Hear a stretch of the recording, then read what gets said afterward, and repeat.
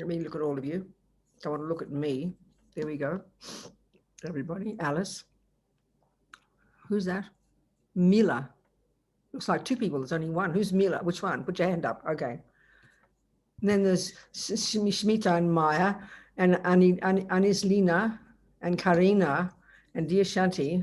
Okay. And Ashe and Divya. Hello, Divya. Adela, Monica, and Shamila. Good. All of us together. I'm very happy. So we have been talking about this packaging of the Buddhist teachings, particularly coming from our lineage Lama in the 14th century, Tzong Khapa, our Tibetan lineage Lama, and he's basing his teachings on this text of Atisha in the 11th century, this marvelous Indian yogi, saint, scholar, who spent the last 15-something years of his life in Tibet. And what Atisha did was he looked into Tibet. Dharma had been there for a couple of hundred years, pretty flourishing, and all the aspects of Dharma, the Hinayana level, the Mahayana Sutra level, and the Tantrayana, the whole range of Buddhist practice and teachings were flourishing in Tibet. So a teacher came along, and he wrote this little text, I think, because it's easy to lose the plot. It's a simple way to put it. And you get a bit confused about where which teaching belongs, And this is something that this is constantly telling us, but it takes us a while, I think. When we think of religious teachings, when we think of spiritual practice, we don't think of it as gradual. We don't think of it as incremental. When you study music or math, you've got to start at the baby stuff and you get to the middle stuff and you go to the advanced stuff. It's pretty obvious, We understand that. We understand this concept when we study anything, that it's a gradual path. But the second we think about spiritual, you think about it. We give equal status. You think about compassion, oh, that's Buddhism. You think about karma, you think about the mind. We give them all equal status. We see them all level. And even though I know my very first teachings from Lama Tzong Khapa, the lamrim, I didn't have a clue what he was talking about. I mean, I understood the words, but not the concepts. I didn't get this concept of this way of presenting these teachings and why they were presented. What's going on here? I was utterly confused. And even as I became a nun and I was working for wisdom and I was editing, I remember in the late 70s, editing Liberation in the Palm of Your Hand. I didn't finish it. I left wisdom, and then it, eventually got published. But I remember just confused about this massive volume of all these. I couldn't see the link between these ideas. I couldn't see the relationship. So it takes a while, and then finally, when you even do begin to understand the different levels of teachings, then to really get the experiential, psychological implication of all these, this just takes us time. So that, we've been looking at this packaging, and basically what Atisha did in Tzong Khapa, of course, was take from this vast body of knowledge. I'm always, coming from, from the Indians before that, the genius Indians, especially the Nalanda tradition, as His Holiness always tells us, there's an unbroken link between all the great Tibetan monastic university system and back to the great Nalanda scholars and saints and yogis. And then before that, of course, tracking right back to Lord Buddha. And before that, of course, tracking back to you genius Indian yogis before that. This vast body of knowledge, this extensive and vast body of knowledge about the universe. It's a worldview, basically. Buddhism's a worldview, about the mind, about reality, about existence, about happiness, suffering, how it works. It's extensive, deep and extensive, So the lamrim is a presentation. What they did was take the experiential essence of each of those major points and present them in an orderly way, like any body of knowledge, orderly according to the capacity of the person studying. It's pretty clear, And that's what the lamrim is. That's what it is. It's a presentation of taking the essential points, the psychological points, the essential points from this vast body of knowledge, and so that we can learn to internalize it. I mean, we're also clever. We've got such intellectual minds. We're also well educated. We can easily get caught up in this incredible body of knowledge and become great professors and know but I mean, the heart can still be cold until you know how to put your money where your mouth is, until you can see how to put it into practice in your life. And what for? I always quote this. It's so marvelous. It's so delicious. Look at the etymology of the word Buddha. So what's Buddha? Buddha's the end result. You graduate as a Buddha. Okay, this course might take you a few lifetimes, but you would graduate as a Buddha. Bud, the eradication of all nonsense from your mind. Da, the development to perfection of all the goodness and virtue. This is the essence of the whole point. This is the job. That implies the job, therefore. So the essential job of being a Buddhist is to unpack and unravel your mind, rid the mind of the rubbish, of the misconceptions, the delusions that are the cause of suffering, and perfect the goodness. That's it. It's just because it's so difficult, because our minds are addicted to the rubbish at the moment, from countless lifetimes of practicing them, Buddha says. It's going to take us time, but that's the essence of the job. And everything in this path has to help you do that job. Everything has to be related to that job. But and when we get that, we can keep grounded, you know. So given that Buddha's telling us that our mind is driven by nonsense, the misconceptions, the delusions, the disturbing emotions, the afflictions, all these words.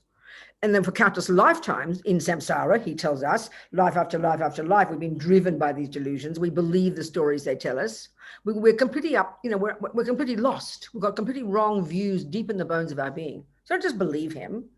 We'll listen to it with an intelligent mind. He might be right, he might be wrong. We're going to have to find out, aren't we? We're the boss here, not Buddha. He's telling us what he's found. We don't just swallow it whole. That's intellectual laziness. So given that we're driven by delusions, the very first job, don't even worry about the mind yet. You can't get straight to the delusions. They're too intense. You've got to go to junior school first scope, the lowest scope of practice, which is where you learn the essence of junior school. The essence of junior school is the final point, which is where you abide by the laws of karma. Why would you do that? What's the point here? Because Buddha says our minds are driven by delusions, and then we have to control their servants. As Lama Zopa says, the slaves of the mind. We've got the first junior school, the first scope of practice, the essence of it is the final point. It culminates in the final point, karma. But remember the points we discussed before, they're to prime our mind. So the first point we discussed was, especially for us modern people, when we first heard about Buddhism, we didn't know about the mind. You Indians are used to it. You've got a history of it. We just know about the brain.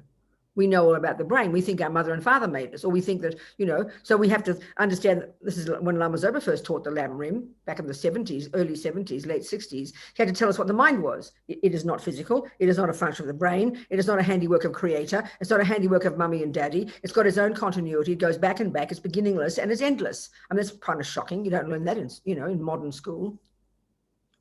So first we have to hear that. Then we go to the point that a teacher gets us to start thinking about first to prime our minds to not want to waste this precious life. He says, start doing some market research, folks, and start looking at how fortunate you are. You've got half a brain, you're reasonable, you've got a bed to sleep in, you've got good friends, support, reasonable intelligence. And the crucial one is all these conditions that you've got, I mean, I'm summarizing, enable you to want to practice something, to get rid of nonsense.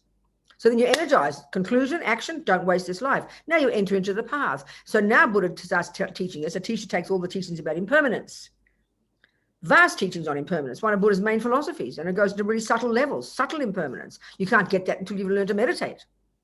But no, a teacher doesn't mind about that. His agenda is to increase the wake-up call, not to waste this precious life. And he says, well, guess what, folks? This precious human life won't last. You're going to die, baby, and it could be today. So you think, oh, my God, I don't want to waste this precious life. So then you think even more wake-up call, which we don't like in our culture. We don't like the thought of reincarnation. Forget about turning into a worm or something. So then we start to think about the likely possibility of suffering rebirths. There's no real kind of analysis of why yet. That comes later. So you think, I don't want that. Thank you very much. I don't want to suffer in the future. Thank you very much, but no thank you. So the next point is, whom can I turn to? Thank you, Buddha. Here's the doctor. So we rely upon the Buddha. And this is the process we need to go through. Thank goodness, got somebody who knows how to do something. Somebody's got recipes, how to stop suffering. Then now we start to practice. That's the culmination of the lower scope. Now we start to actually put our money where our mouth is. We abide by the laws of karma. And so what's the basis of this? Buddha says don't kill, don't steal, don't lie. So does Jesus, so does your grandma. Why though? What's Buddha's reason? Because, honey child, he will tell you, because you are the creator of yourself, because everything you think and do and say sow seeds in your mind that will produce your future. And you do want suffering, Robina? Thank you, no. Well, then you better stop killing, stop stealing, stop lying, stop this, don't jump on the wrong partner, blah, blah, blah. 7 little baby things of the body and speech. At least refrain from these, Robina. That's his medicine. That's his method. You go to the doctor, do you want diabetes, Robina? No, well, you better stop eating sugar, honey. Same here, exactly the same. So that's the first level of practice. And another way of putting it is you're beginning to harness the servants of your crazy mind, because they're the ones that do the damage. The mind's the source, but you can't get to the mind first. So that's junior school. You learn all about the laws of karma and you purify. And then the essential point about that is you live in vows, which are so powerful, you know. Lama Zopa says it's just being good is not enough. You've got to practice morality, practice ethics in the context of vows. They're psychologically very potent. Buddha loves his vows, you know. I think we hear vows in a very wrong way. We hear it as someone restricting us. Don't do this and don't do that and don't do this. That's how we hear it. And then you get punished if you do it. That's exactly how we hear it, you know, and that's not the meaning at all. When you drive a car, think of if you had to write a list down of all the things you vow not to do when you drive a car, you'd have a list of 100, not 7. Why you don't turn the wheel left if you're turning right? Why do you not put the foot on the accelerator at the same time as the brake? Because you'll kill yourself. You want to learn to be a good driver. There's no punishment or reward involved. This is practical. So the same here with vows. These vows are to help us mold, as Lama Tzong says, mold ourselves into the person we want to become. It's very intelligent if we think of it properly. Vows are amazing. They're stupendous. And then you have to purify. Put atomic bombs under the seeds you've already planted before they ripen as you're suffering. That's junior school. And if you practice that well enough, honey, you can relax, you'll die with a happy mind, and you can guarantee another decent human rebirth, access to the Buddha and his teachings, blah, blah, blah, you know. You create all the causes. But we can do more. We can go to high school. We talked about that last week. And we start to we get to the mind itself. That's the essence of the next level. Middle scope is to get to the mind itself, which is the source of the problem. So here we looked at the model, the Buddhist model of the mind. I've got negative, positive, and neutral states. The negative ones are the ones that cause suffering, that drive our body and speech to do dumb things, that cause us future suffering. And all this first scope and second scope is for our own selves. This is not about compassion yet. That's coming next. We might begin that this week and finish it next week. This is still about ourselves. This is the wisdom wing. This is the level of practice of the morality of restraint, refraining from harming. We're harnessing our body, speech, and now our mind. This is huge work. This is the nuts and bolts of all the Buddhist teachings about karma and about Buddhist psychology, which is extensive, you know, understanding your mind and understanding Buddha's model of the mind, quite distinctly different from the way we think in the West, from neuroscience, you know. Doesn't mean you can't study both, but here we're discussing Buddhas. So what's the consequence of all this work? We talked last week of all the thousands of misconceptions and delusions, afflictions in the mind. We know that Buddha summarizes them all into 3: ignorance, attachment, aversion. Sounds so cute and simple, but the meaning of these and the relationship of these to each other is amazing. When we understand these 3, we get our own mind. We can understand ourselves and others. You know, they're the source of all the other nonsense. And particularly we understand attachment. And the crucial point in Buddhist psychology and Buddhist practice, which is implied by this word Buddha, if we can rid the mind of all the rubbish and grow all the goodness, it implies we have to see the difference. And that's the job of being a Buddhist, being your own therapist, to distinguish between the neuroses and the virtues. That's it. That's the essential job. And all the practices we do of living in vows and purifying, all the other practices, they help us do that job. They help us do that job.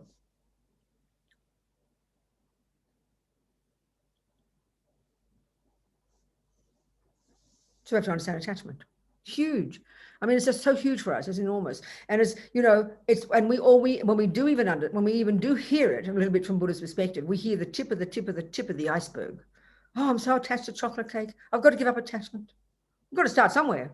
But it's way more subtle, way more nuanced. And the trouble is we mix it with love. We assume it's the same as love. You know, we make the biggest mistakes. So it demands first theoretically understanding it and then much internal practice, you know. So renunciation is the conclusion of this first and second scopes. And it sounds such a forbidding word to us, renunciation, giving up something. And our trouble is because we conflate attachment and love, for example, and happiness. As Lama Tzong said, when we hear that Buddha says you've got to give up attachment, we go, oh, I've got to give up my heart. I've got to give up my happiness, because we misunderstand. So we need to be precise, you know, we must study the mind. Buddha's view is very particular. Otherwise, we're going to chuck the baby out with the bathwater, end up with nothing. It's ridiculous. So what's the consequence of this? It doesn't sound like it. This method, when we hear the Buddha say, stop killing, stop lying, stop stealing, give up anger, give up attachment, it sounds exhausting. What's left, you know, what am I supposed to do? But actually, the consequence of this is incredible joy and happiness. You become a marvelous, stable, self-confident, self-respectful, content human being. Is that not what we want? That's the meaning of renunciation. When you've given up suffering and its causes, oh my goodness, you're a happy dude. That's the goal. But it sounds so intense, you know. So I think we need to talk a little bit more about attachment and how it works, and the relationship between attachment and karma, and how we get so stuck in our habits. They're basically just habits. We come into this life, and this is where, even if we're not sure about reincarnation, but just to hear it is it tells you something, the Buddha's view. We come into this life from the first second of conception, programmed with our own past, some aspects of it only, but the habits of all the mind, the habits of the mind, the delusions, they're not just from one or two lives. They're from the animal lives, the hell being lives, the spirit lives, the God realm lives. These are total programming from countless lifetimes, because the Buddha's view of the mind, surprisingly to us, doesn't just refer to us humans. It refers to all beings in the universe, all the way from the form to the formless, to the gods, the anti-gods, humans, animals, predators, hell beings, all the suburbs of the entirety of samsara are all mind possessors. So the Buddhist model of the mind refers to every single one of them, So we need to understand the mind. So then, okay. So there's different, yeah. Okay, so we all want happiness, right? One thing Buddha would always say, and you can see it, we all want happiness. You hear Dalai Lama, His Holiness, saying this all the time. Everybody wants happiness. Nobody wants suffering. Look at the ant, the monkey, the dog. Every being, the neurotic ones, the crazy ones, the good ones, everybody's driven by this primordial wish to be happy and not suffer. It's pretty clear. So all Buddha's telling us, I'm sorry, sweetie pies, I'm sorry, honeys, but you've got the wrong method. We're not trying to stop being happy. He just says you got the wrong method for happiness, that's all. In fact, the method you're using to get happy is exactly the wrong method. It's the method to suffer. That's the tragedy. So we've got to understand this intellectually, not emotionally and here like religious and punitive. It's technical. It's technical. So first of all, let's look at the word happiness. What is it? It's very fascinating, I mean, there's all the modern psychologists and so many different views and neuroscience. There are 37 varieties of happiness. People have these really long, intense conferences and conversations about what is happiness and what is it, what isn't, the different kinds. Well, for the Buddhism, it's kind of almost embarrassingly simple. This is a really crucial point to understand, okay? Okay, if you see me smiling, and Shanti says, Robina, how are you? I'm so happy. Tell me about your happiness, she says. And I'll proceed to describe my beautiful boyfriend. I'll proceed to describe my new house, or the lovely weather, or the meal, or the event. And that's and when we have memories, what do we remember? We remember the event. When tell me about your unhappiness, Robina, your suffering, Robina, and I'll tell you about the event, the ugly boyfriend. Why is that? We think that's happiness and we think that's suffering. We remember the thing. Basically, the Buddhist view is the external world, the cake, the boyfriend, the event, they are merely, this is the best way to put it, they are merely the catalyst, merely the trigger for a moment of happiness or a moment of suffering. And those moments of happiness and those moments of suffering are moments that occur in the mind. Happiness is not a cake. Happiness is not a boyfriend.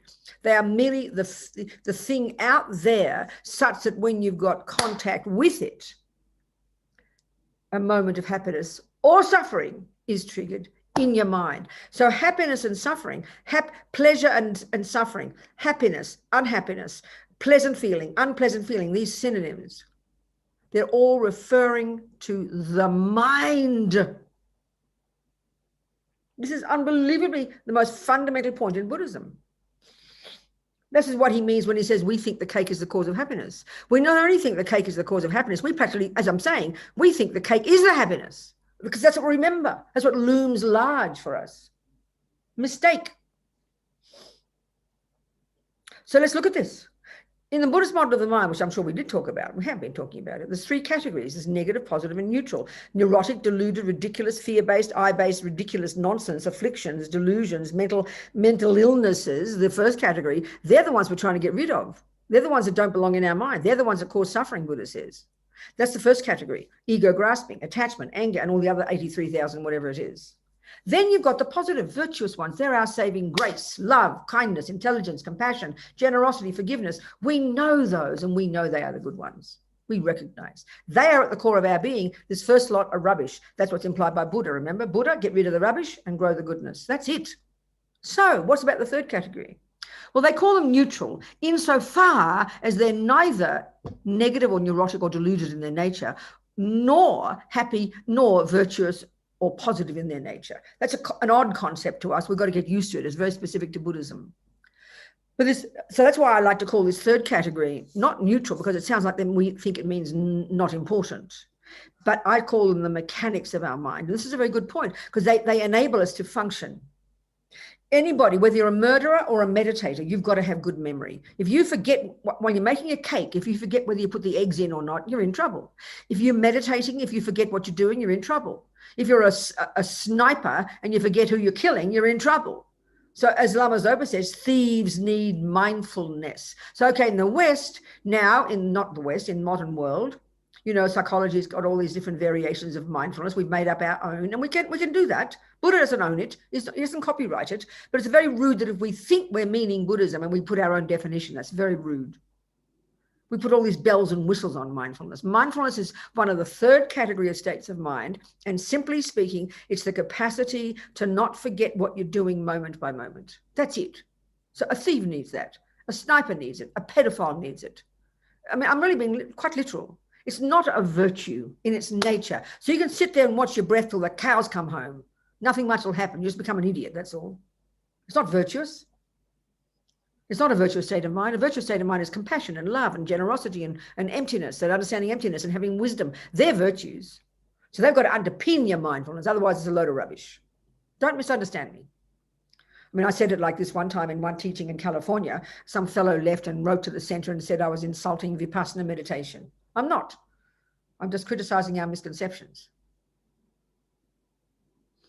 So in this third category, you've got things like intention, not like meaning good intention. No, that's not the meaning. It's bare bones, I will. It's volition. That's there every millisecond of your mind, driving everything. Then you have attention, pay attention. Then you have discrimination, the ability to distinguish between this and that. These are happening every millisecond.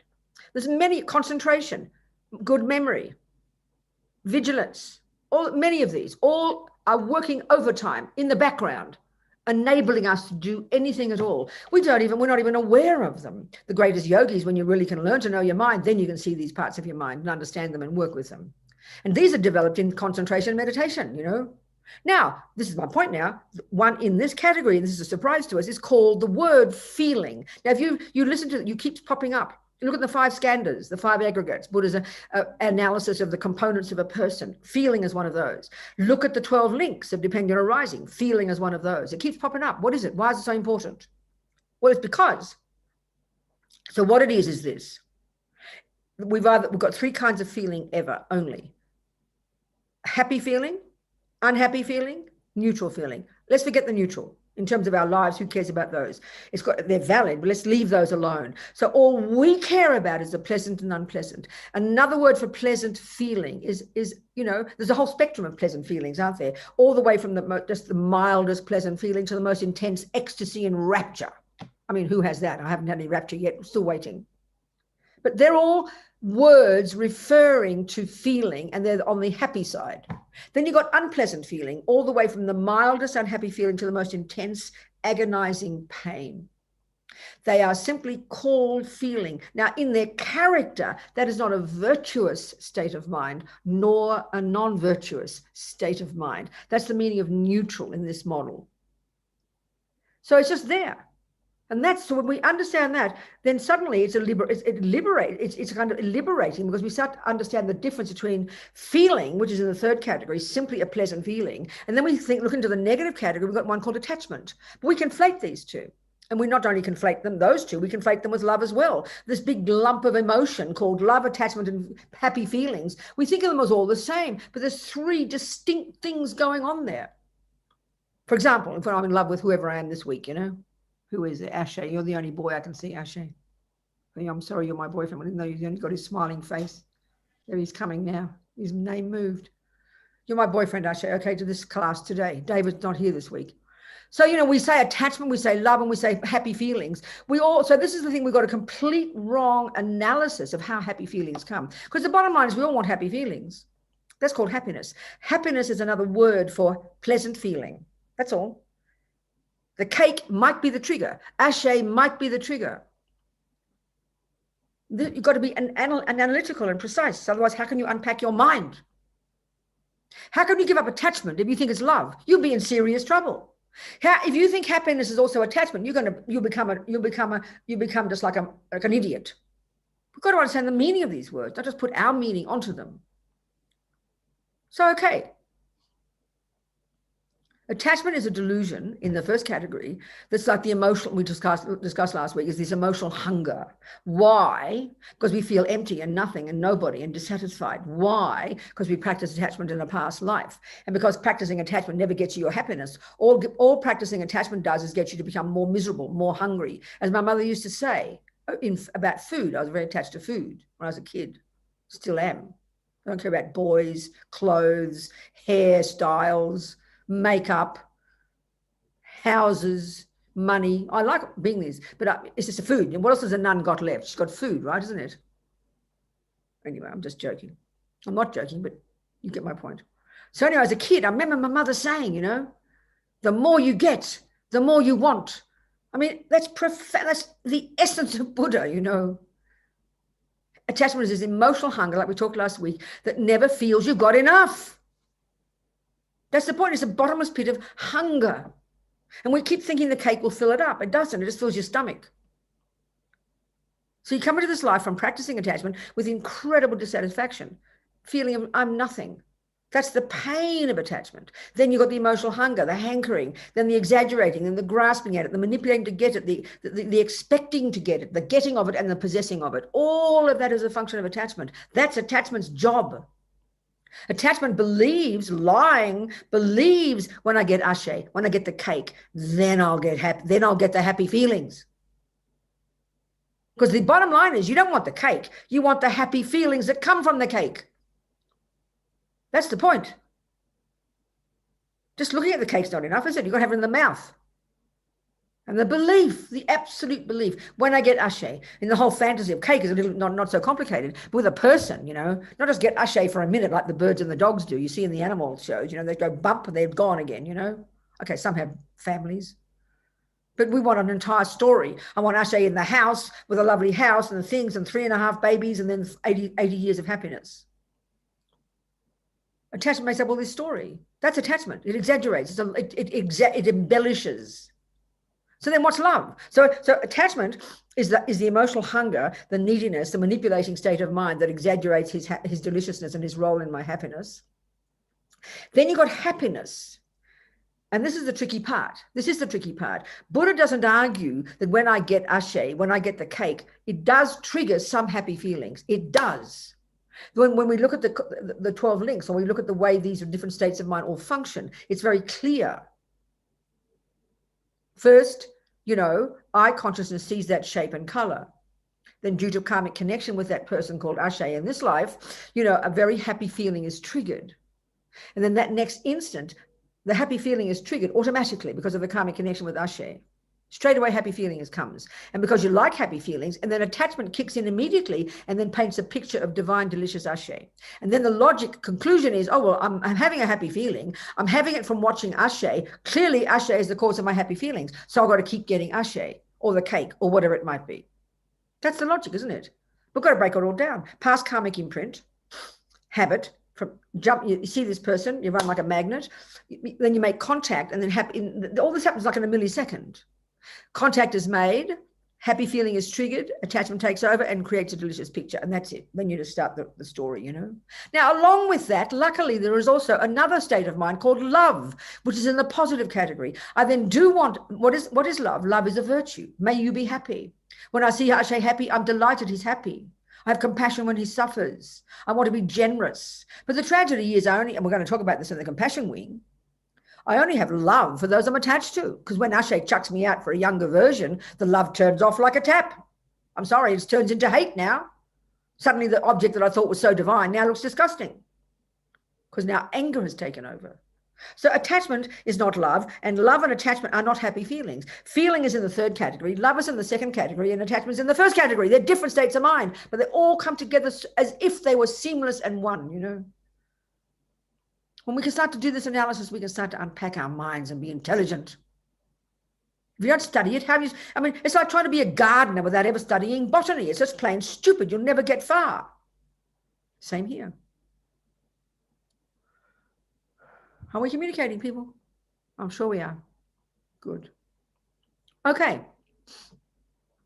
Now, this is the tragedy when it comes to the habit to do negative things, you know, to do harmful things.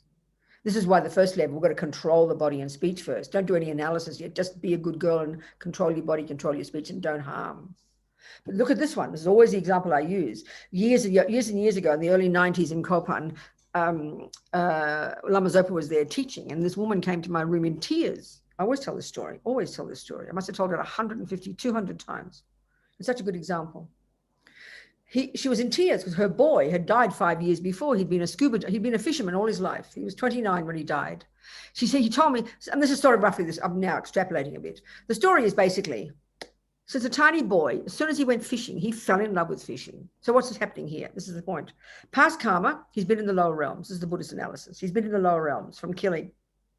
That karma runs out. The petrol tank of killing runs out, and like a miracle, one life or other, his virtuous karmic seed of non-killing is triggered, and he gets a human mummy. And he gets a very good human mummy. He lives in California. He has all the 4 ways that karma ripens. He's got a good human birth. He's got good tendencies. The second way that karma ripens is a nice boy, kind, generous, loving, intelligent. Third karma, experiences similar to the cause. People are kind to him. He's got a good life. Fourth, environmental karma, good environment, lots of good things, a really good life. Lots of virtuous karma was triggered and was ripening, and he had a good life. But in the second kind of karma, the intentions or the tendencies, he had the tendency to kill. Look at the human realm, people. It's beyond heartbreaking, you know. Most religions even say it's okay to kill. With respect. I was taught as a Catholic that God made animals for our benefit.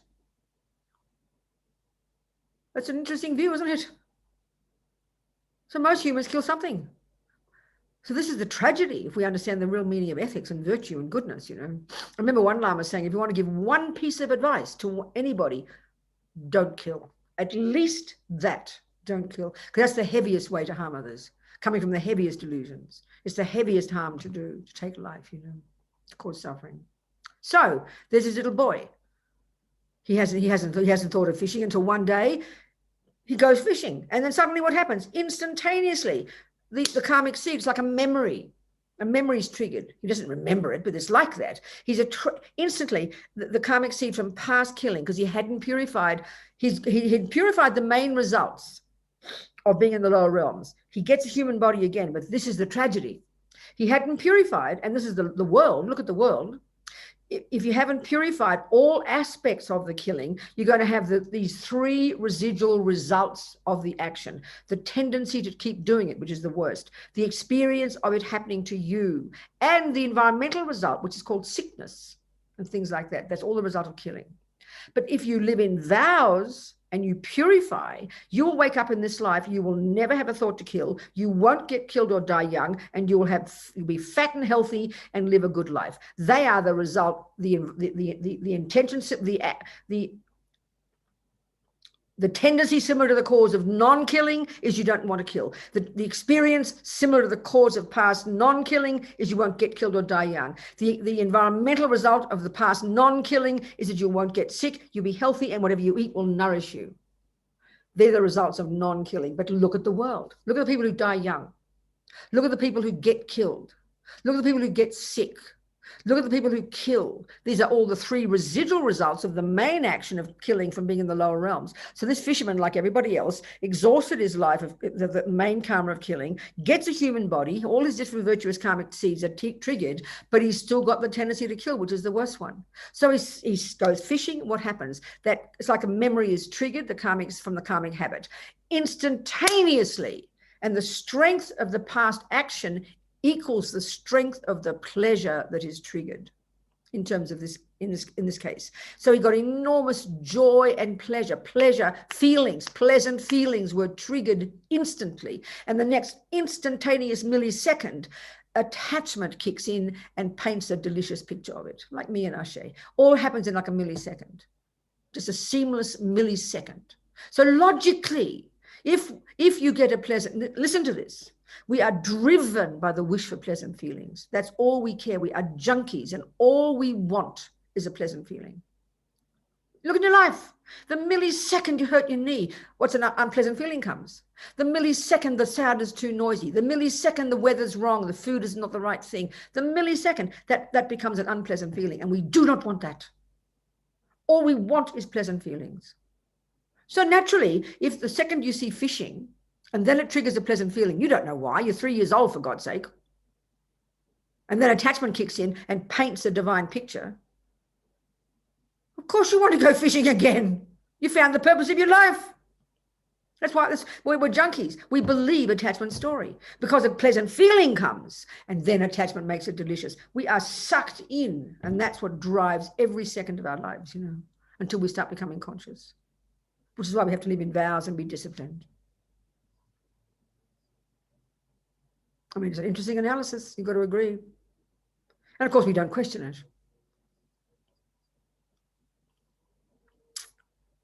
So what happens? He spends his life fishing. A kind boy. And attachment is this hunger.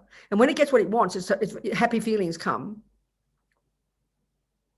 And then, of course, you think about it all the time. One of the functions of attachment is you think about it all the time. So he thought about fishing all day. He defined himself as a fisherman. Think about it. He defined himself as a fisherman. It's like he vowed to fish. I'm not being critical. This is just samsara. All his life, he was a fisherman. Now, what's interesting, his mother, she told me that she didn't like fishing, but she didn't want to try and respect her boy, and she never liked going fishing. He'd always wanted to come with her. So one day she did. And this is the essence of it. This is the tragedy of attachment. Fishing, just analyze it, not being critical of anybody. Just look at it. Sentient beings, all flapping in the boat. You catch fish, and they're in the boat. And what's happening? They're dying a slow death. I never knew about fishing. I never thought about fishing. And my auntie, Robina, actually, her name was Robina Bliss. My mummy's name was Bliss. She was Agnes Bliss, and my auntie was Robina Bliss. But then she married a Lithuanian. She became Robina Arkushauskas. Remember that? We thought Bliss was a silly name. Anyway, my auntie married Stasis back in the 50s. He was a Nazi, I think. He'd been a policeman during the war in Germany. He was Lithuanian. And I'm sure he was a Nazi. But Australians needed nice blue-eyed white people. I'm not being sarcastic. They did. They had a white Australia policy. So they let in. First they wanted the English, and the English didn't want to come to this big, ugly, vast country with no nice, greenery. So they gave up on the English. So after the war, I'm not joking. I'm being a bit sarcastic, but I'm not joking.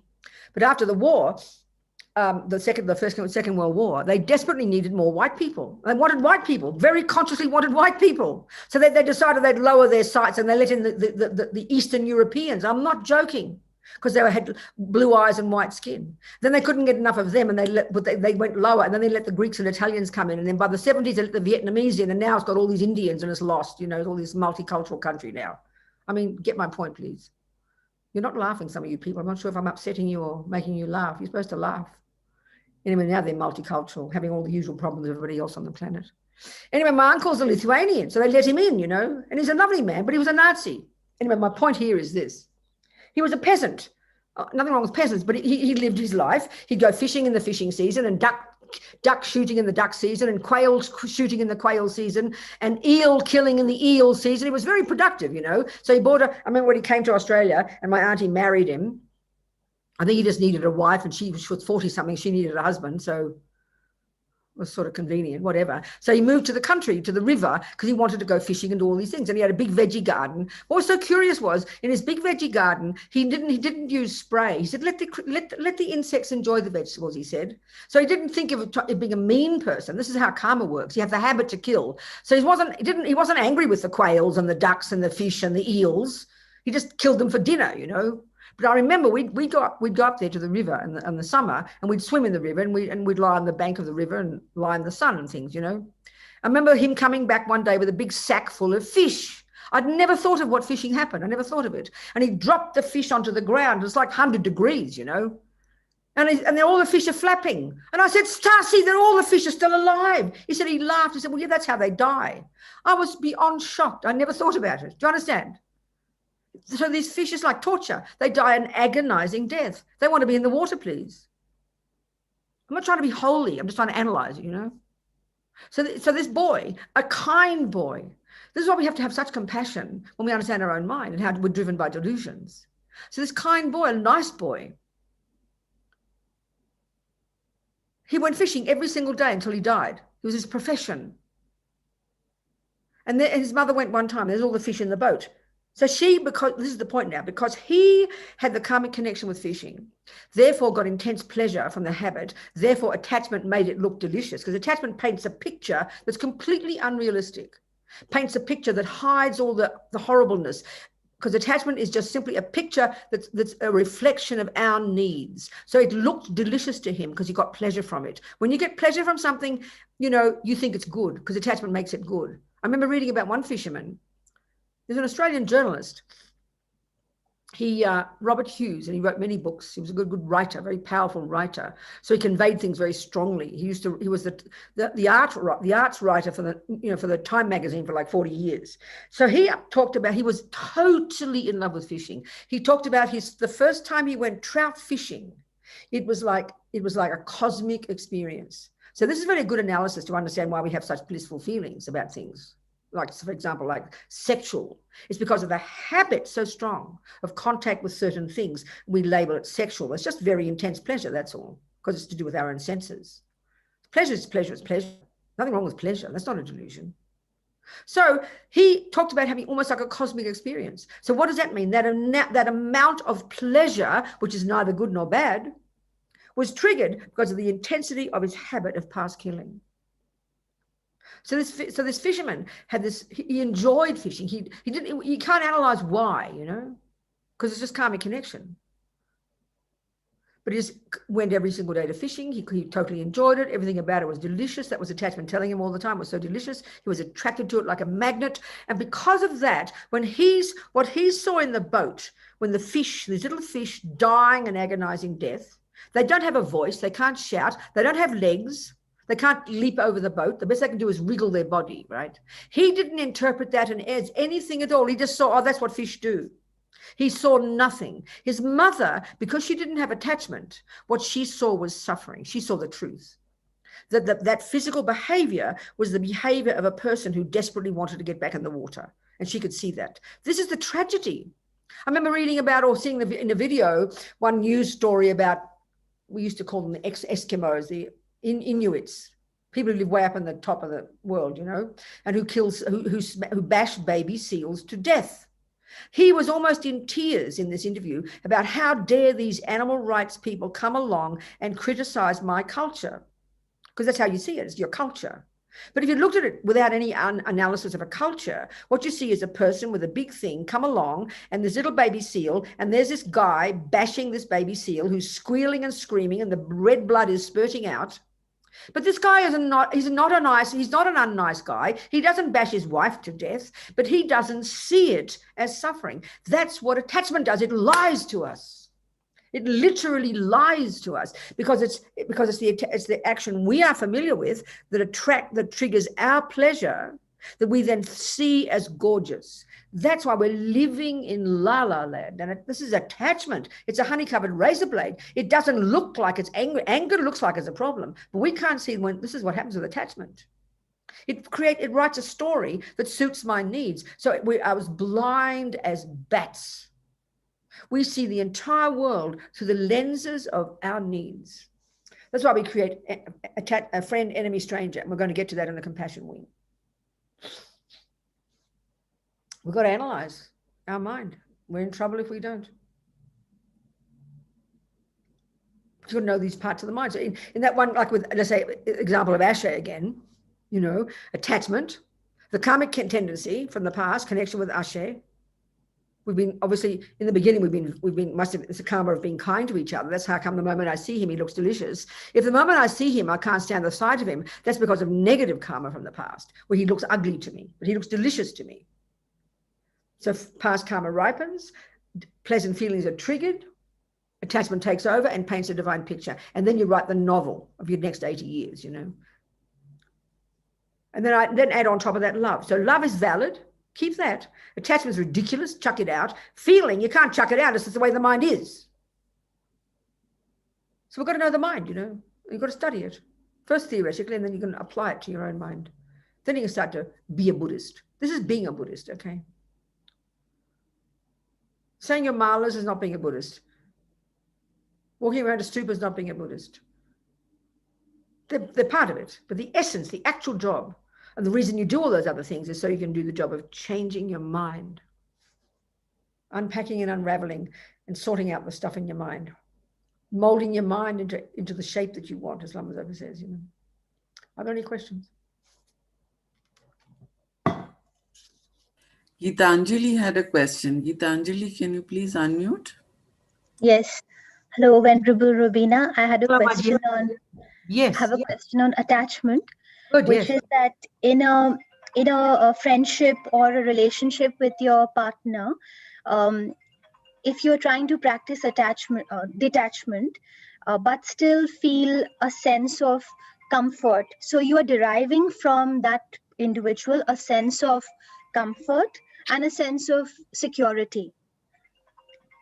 Is that also attachment? Okay, I understand, darling. There's so many. I mean, if we tried to be really analytical, what's your name? Gitanjali. Gitanjali. Okay, Gitanjali. Listen, there's a million different parts of our mind involved.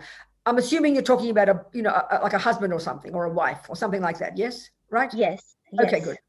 Okay, so first of all, you know, there's karmic connection with each other. And if you have a reasonable relationship, you've got some good virtuous history with each other. So you come together. And because of your particular, you know, let's say two people in that relationship, you've obviously got the tendency to want to have that kind of environment. Because usually that comes along with a house and security and support, and the person's there every day and you come home to each other. That's all part of the package, right, that you're talking about, isn't it? Right. Exactly, yes. Exactly. That's right. I mean, that's a very common one. You can see it, you know. So, okay, then what we have to do is look carefully to do. I mean, it sounds very, you do an initial analysis of all of this. It sounds very brutal because it seems to be almost making you not human, you know. But we've got to understand that, you know, that in its nature, that whole thing, in its nature, needing relationships, children, possessions, houses. Of course, it's attachment, sweetheart. But we shouldn't be upset with ourselves. We should just be able to know to analyze it. So this is the Mahayana. Okay, the different stages of practice. If we're just practicing mainly junior school and high school, which is the Hinayana level of the path, and we recognize we're that kind of person, we want a partner, we want children and a home. That's due to past karmic connection. Then you live good ethics. You try to control your body, speech, and mind. You try to harness your body and speech and your mind and be an ethical person. That's what this first stages of the path is. And the consequence of that is you'll have a harmonious relationship. You'll be kind to each other. You'll control your body. You'll control your speech. You try not to be mean, and then you'll have a happy, content life. Of course. So you're trying to calm down the attachment, the anger, the jealousy, the resentment, the fears, all the dramas. And you try to just, and from that will come more peace, more clarity, more fulfillment, and more kindness and more patience. That's the proper analysis. Do you understand? Now, if you're on the Mahayana path, you can add to that goodness. You can proactively want to create more love and more kindness and more patience and more forgiveness. You can sort of top up the virtuous tank. Do you understand? So so you can make your life part of your practice. Of course you can. Of course you can, darling. But you have to see the difference. But the reason, of course, if we came into this life from having practiced in the past and we've got realizations and we've realized emptiness and got bodhicitta, you don't need a wife or a husband or children or houses. You don't need it at all. And if you're on the bodhisattva path, you would happily do it, but only for the sake of others. No one would know. You wouldn't walk around looking like a saint. You'd thoroughly enjoy your husband or your wife, but you'd have no need in your own. You wouldn't be miserable if you didn't have any of it because you're a fulfilled person. So you understand? So we have to know, of course it's from attachment. The whole world is a product of attachment, sweetheart, over countless lifetimes. But given that, when we understand it, then we make the most of it and lessen the attachment and the anger and the fears. And that itself should bring more contentment, more fulfillment, more patience, more generosity. Do you understand what I'm saying? I We've got to see the difference, you know, and that's why any relationship can be has to be a powerful practice. In the beginning, when you're in love with somebody, they look like a saint. We know they look perfect. But as soon as you start living with each other, then you start seeing faults. And before you know it, you want to kill each other. Look at the world, darling. So that's where patience and practice and humility really come in. Because after a while, attachment will get bored and you'll get fed up with your husband's snores. Do you understand? I mean, it doesn't take that long. So then you start to become realistic and more humble, and then you start to really practice. So then, but the bigger, and then if you're on the Mahayana path, you've got to do it for the bigger reason. The only reason I'm having babies and a house and a job, it's not going to help me. Let's turn me into a clever bird next life if I don't do it with some wisdom and some compassion. You've got to underpin it with wisdom and compassion. But of course, in its nature, it is an attachment function. Of course it is, sweetheart. Do you see my point here? Yes, I do. Yes. Good. Thank you very much. Make the most of it, baby. Make the most of it. Thank you. Make it your practice. Who else? Somebody? Shamila has a question. No? No question, Shamila? What, darling? I can't hear you. Talk to me. Someone can unmute. Shamila, if you have a question, unmute. Do you have a question, Shamila? I had a question actually. Many times you may not be attached to people. Okay, in terms of you understand that, you have to let go at some point of time. But you're very attached to the circumstances in your life. And you don't want to move or shift or change those circumstances or take some risk. Give an example. We all understand, but give a simple example. One little example. Simple example is if I'm single. I don't want to get into a relationship or get committed to something. Yeah. So is that, as a human life, I would think that you should do everything that you're supposed to be doing as a human life. So how would you evolve? If you don't go through all the experiences, how are you going to evolve? Oh, Shamila, no, that's like saying, oh my God, that's just not true. Shamila, that's like saying you've got to sort of be punched in the nose to understand what suffering feels like before you understand the happiness of not being punched. I don't think so. If you've got a mind, I mean, first of all, okay, I presume you're Indian. I presume you're in India, right? So there's a very strong kind of family culture in India. Is that not true? Especially if you're a woman, I mean, you're almost like a nothing person if you don't have a husband. I mean, that I understand. That's a very strong karmic thing. That's a very strong, heavy karma. I mean, I would say heavy karma when you're kind of, it's like I call it, and all cultures is like that, but in less so in Australia, it was less so when I was brought up, although it was traditionally the same everywhere. But it's like tyrannical. It's so heavy that you actually are defined as the person you are is defined by whether you're married or not. Is a very bizarre concept, Shamila.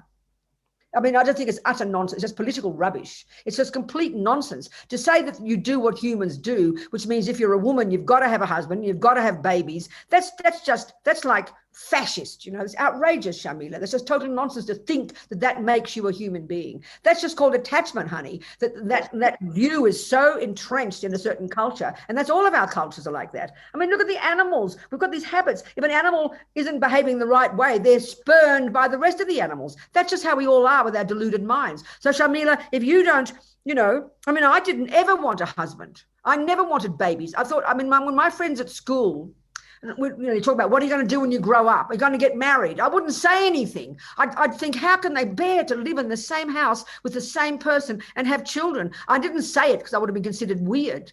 Okay, I was still weird. My family, all my 7 siblings and my mummy, and worried about poor Robina. You understand? Because she didn't want to have babies and children. But I never cared, Shamila. I never defined myself in that way. And I'm glad I didn't do that. I couldn't stand the thought of doing that. And I'm not being sarcastic because, it doesn't mean you can't have good families. I'm not saying that. But that for me was not the way to get happy. No way I wanted that for happiness. So if you're in a culture that demands you do that, and then you feel depressed and unhappy because you're not doing that, then that's rubbish. You don't have to feel that way. You be who you are, Shamila, and you follow what?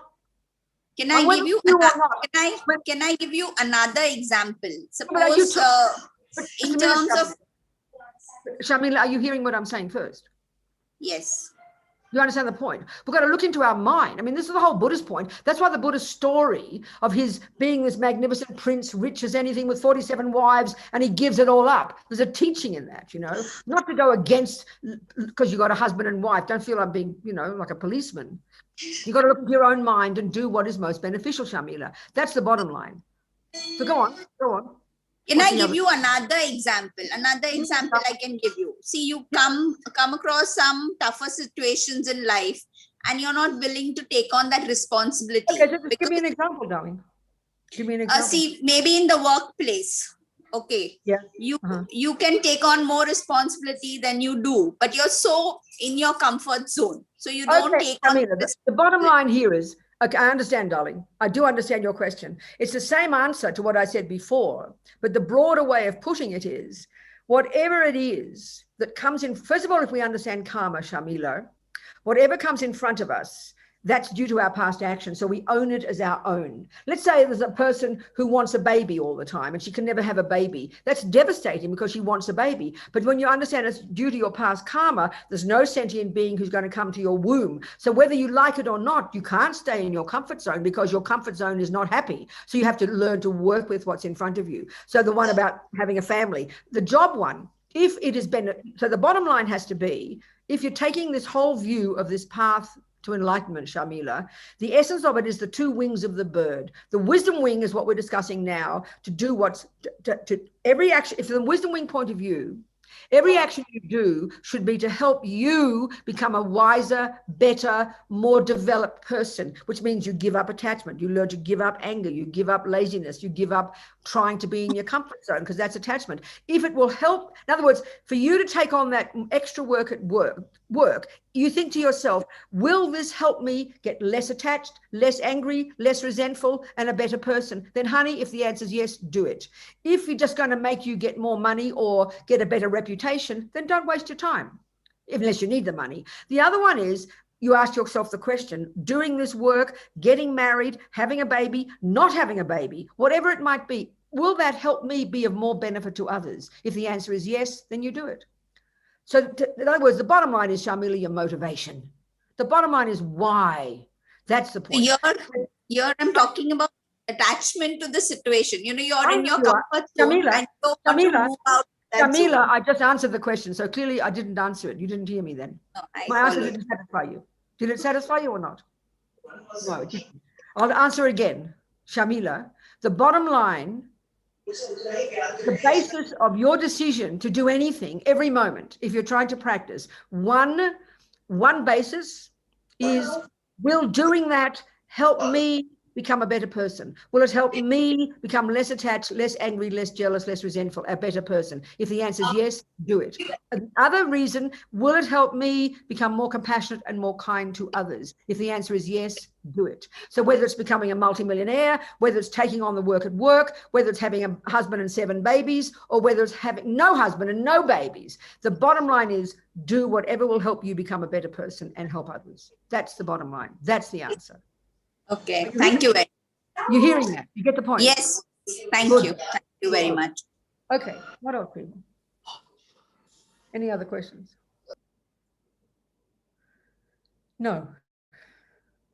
Okay, let's keep going. I think we should move down to the compassion wing. And it really continues. The work continues. The same thing. Someone had a question. Someone had their hand up. Oh, darling, go. Who is it? Hello, I'm Karina. Hello, Venerable Robina.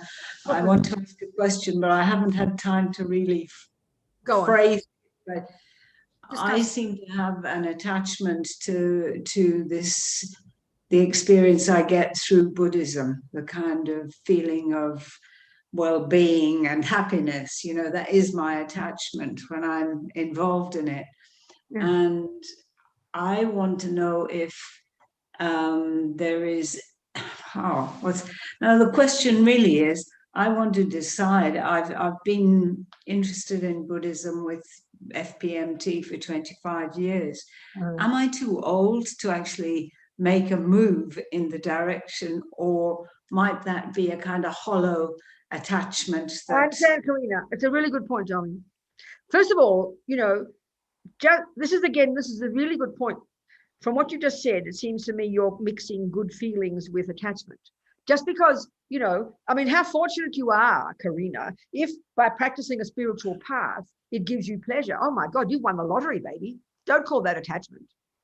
If it's put it this way, if it's attachment, Karina, not virtue, then you'd get bored after a while, because attachment can't sustain itself, because attachment exaggerates, it distorts, it embellishes. But if you happen to have the karmic connection with a spiritual path, and that brings you well-being and pleasure, you are a very, very, very fortunate person, sweetheart. Never think that's attachment. That's just not even the right use of the word attachment. Do you understand my point? It's insulting yourself, in fact. So if, you know, you're never too old. No, you're never too old, darling. So, you know, maybe you want to talk to me about it. You can email me if you'd like me to have a chat. Would you like that? I would love to. I would really appreciate that. My email address is my full name, Robina Courtin, at Mac, like the computer, at mac.com. You talk to me. We can discuss it. Thank you so much. My whole name, all no full stops. Robina Courtin at mac.com, like the computer. Have a chat. Okay? Be beautiful. Thank you. Thank you so much. Okay. Let's go now. Let's keep moving onto the compassion wing, and it's it's a natural progress. We continue working on our mind, but this is the crucial difference between the wisdom wing, which is the first and second scopes of the lamrim, and the compassion wing, which is the great scope. The difference is this first two up until now, and this is such an important point to get. This whole first section is called the practice of the ethics of restraint. You're learning to harness your body, your speech, and your mind. Why? Because we're driven by delusions, and they're what causes suffering. So the intrinsic function of these first stages of practice is for your benefit, to help you stop suffering. You've got to remember this, and often we get very guilty and think that just sounds selfish, but you're missing the point. It's like if you are eating the wrong food and you're always getting sick, you've got to first go to the doctor and get the methods to get good nutrition, but you have got to want to get healthy. You've got to be sick of your suffering. You can't just keep saying, oh, I'm going to give up sugar so I can help others. You're leaping ahead of yourself. You've got to give up sugar for your own sake first, then you can help others. So that's the wisdom wing. It's all about you. You're sick of suffering, you control your body, you control your speech, and you control your mind. And you are the beneficiary of this. In other words, that's what happiness is. The beginning of happiness comes. Like I was saying to, where is she gone?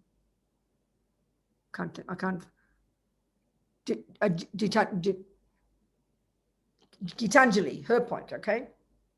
So now we keep moving on our path, not changing the job of working on our mind, but the emphasis shifts. Just now we gradually begin to practice the morality of benefiting others. That's what underpins this next level of practice. You continue to work on your mind. That never changes from here to Buddhahood. But the emphasis is different. It's now to continue to work on our minds to break down the barriers that all the delusions have constructed between self and other. That's the point of this next lot. So there's a series of techniques. We know in the lamrim, you read about the 6 point and 7, the 6 causes and 1 effect, the transforming problems, the exchanging self for others, all these different methods, okay, for this next realization called bodhicitta. The first one is renunciation, which is what you get from junior school and high school. You're giving up suffering and its causes. You're giving up your suffering and the causes of your suffering. Now we want to get bodhicitta, make this extraordinary shift in the mind where others become more important than us. This is outrageous. It's radical, you know. This is the Mahayana component. So there's a series of these techniques, but they all, there's a particular technique, a series that Pabonka Rinpoche uses, that he puts these 2 different techniques together, the one of 6 causes and 1 effect, and the one of exchanging self for others. He puts them together, and there's 11 little techniques that culminate in bodhicitta. So the first one, you know, tells us so much. The first one is like the foundation, and what we're trying to do in this is to get bodhicitta, but what leads us to get bodhicitta is the practice of love and compassion, the essence of all the virtues. In the first stages, we're trying to lessen the delusions. Here, we're trying to grow the virtues. In the first stages, we're trying to get rid of the weeds. Here, we're trying to enhance the flowers. So, and then that all culminates in bodhicitta, you know. But the essence, and this is why it's called the compassion wing, the essence of this whole approach is now the practice of compassion. So let's look at that word for the moment. Let's analyze it carefully, what it means, you know. Compassion and love, they're the two main good qualities. They're like the flip side of the same coin. Love, as I said before, if I have it for Ashe, it's the delight in his happiness. When you're delighted in someone else's happiness, when you want someone to be happy, when you see someone and they're happy, you're happy for them. When you see someone and you want them to be happy, that is the meaning of love. Okay? Our trouble is right now, as we know, we only have that for those we're attached to. That's the trouble. And we conflate them. This is so mistaken. We're going to go into this. So then compassion is when you see someone suffering, you wish they don't suffer. When you see a person, you want them not to suffer. It's like empathy. That's compassion. But now in the Bodhisattva path, there's this unique level of compassion that they actually call it Mahakaruna, great compassion. It's a technical term. Or sometimes it's referred to, Rinpoche calls it the special attitude. So what compassion is, and we're going to go into all this. It's part of this series of 11 techniques. May you not suffer. Great compassion, and this is the unique characteristic of the Bodhisattva, the unique characteristic of the Mahayana Path. It's this extra level on top. It says not only, oh my God, look at that suffering, but it goes, what can I do to fix it? That's the brave attitude of the Bodhisattva. That's the unique characteristic of the compassion wing. If you're on the first stages of practice and you're on the Hinayana Path, which is the Hinayana component of the practice, the Theravadan path, you'd graduate at high school because your goal is to get out of samsara. Your goal is to get liberated. So you do all the stages we've described so far: karma, abide by the laws of karma, live in vows, purify, go to the second scope, know your mind, you get concentration, you'd subdue your delusions, you'd give up attachment, you'd eventually realize emptiness, and in one life or other, you'd achieve your own nirvana, and then at the end of that life, you'd die and disappear into space. You go into bliss. So how would you be if you were like that? You'd be incredible. You'd have no delusions left. You wouldn't have any attachment, no anger, no jealousy, no arrogance, no pride, no low self-esteem. You'd be blissful, you'd be joyful, and you'd have bucket loads of love and compassion. How could you not? How could you possibly not have love and compassion? Because they're the natural state of your mind. But when you die in that life, when you've achieved your own nirvana, because you've been programmed for life after life after life, wanting to get the hell out of samsara, and when you die at the end of that life, the bliss that you experience and your motivation to get out of samsara will override your love and compassion, and you won't come back. But if you're on the Mahayana path, you go through the same stages, but your goal is, no, you want to also become a Buddha. So when you get to a certain point, before you become a Buddha, you get to a point where you don't need to get reborn. But your great compassion, what can I do to make it happen? What can I do to take away the suffering? That'll override your bliss, and you'll keep coming back. So it's this crucial difference of this level of compassion, Mahakaruna, great compassion. Okay, so what's the starting point in these 11 techniques? It's the foundation, and you've got to understand the logic of it. There's logic to these things, not just wishy-washy, gooey feelings, The first step, the foundation, is called equanimity. So this word's used a lot in Buddhism. In the first stages of practice in junior school and high school, equanimity is a state of mind where you'd be fairly equal. Once you've, as I was talking to Gitanjali before, when you've work on giving up attachment, giving up anger, controlling your speech, controlling your body, not shouting and yelling every minute, not eating every piece of cake you feel like, and not jumping on your husband 42 times a day. You're controlling your body and your speech, and eventually your mind. You become very steady, but you're very joyful. You'd be very joyful. Happiness is a natural result. So you'd have a mind that's got equanimity. You'd be stable. That's that type of equanimity. But here on the compassion wing, it's different. This equanimity is in relation to others. And so basically, if we look into the world, we can see it's divided into 3 categories. This is based on the same Buddhist model of the mind. You've got 3 categories of sentient beings. There's no fourth. The objects of attachment, friends. The objects of aversion, enemies. We mightn't use that word, but it's a convenient label for those we don't like, who've harmed us. And then the object of indifference, which is one of the functions of the root delusion, ignorance, are they called strangers? Well, there's no fourth category after that. There are those you adore, those you can't stand, and those you couldn't care less about. That's the 3 categories of the universe, all based on the 3 root delusions. We see the entire world through the lenses of our needs. So that if people satisfy my needs, they're called friend and I have attachment for them. If they actively don't satisfy my needs, then they're called enemy, object of my aversion. And then if they do neither, I couldn't care less. They don't even exist for me. They'd all drop dead. We know this. So we've got to look at this one. So equanimity here is this heartfelt recognition, when you've got it, this heartfelt recognition that friend, enemy, and stranger are equal to each other from one point of view. That friend, enemy, and stranger are equal to each other from one point of view. They each want to be happy. They each don't want to suffer. That's equanimity. So it's profound. We're very vague about these titles. We think equanimity means sort of, oh, they're all the same, blah, blah, blah, blah. It's too vague. It's a very precise state of mind. We have to understand it properly. And then that is the sound basis for the development of stable love, compassion, great compassion, and eventually bodhicitta. Because what you want, love and compassion, for whom? Right now, it's only for the first category. Now we want it for every being. And what's the logic of wanting it for every being? Not just some vague feeling, oh, everyone wants to be happy. We don't really get it. But we have to logically see how they are exactly the same as each other from that one point of view. They are the same. They are identical to each other from their one point of view, that they each want happiness and each don't want suffering. That's specifically the meaning of equanimity here. So that's pretty profound to get that. Then you've got a foundation.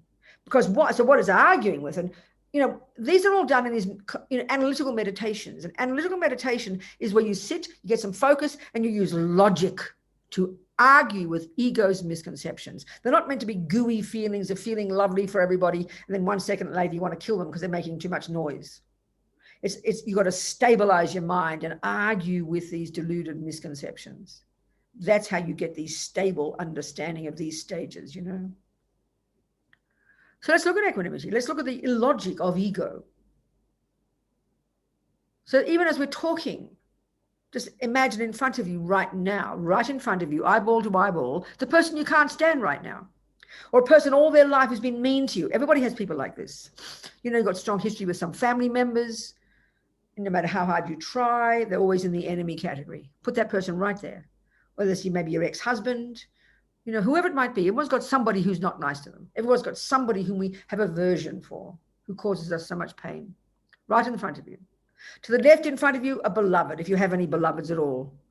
Objects of attachment, the ones you do have love for, whom you have affection for, whom you have compassion for. Then, the third category to the right, all the strangers. So again, what's a stranger? A stranger is a person who's neither harmed me nor helped me. Not at this moment. Therefore, what's the feeling engendered? Complete indifference. I can't even see the person, isn't it? They're just kind of vague because they haven't touched my life. So if we think of this, this is the universe, right? Monkeys, dogs, ants, everybody in the universe, because we're all in samsara, we all have these three automatically because we all have the three poisons. These are the objects of the three poisons in terms of sentient beings, not cakes and things, So it's so obvious we're all like this. And if we analyze it, we should be embarrassed that we're so self-centered. Because we see the whole universe, the monkeys and the ants and the dogs and the humans, we see every being in the universe through the lenses of whether they make me happy or not. It's pretty embarrassing. We should be embarrassed, but it's called normal life. So yes, Gitanjali, of course there's attachment.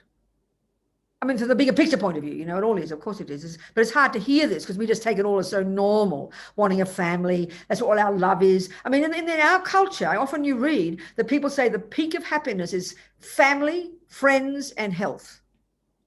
That's about the best you can get in samsara. It's true.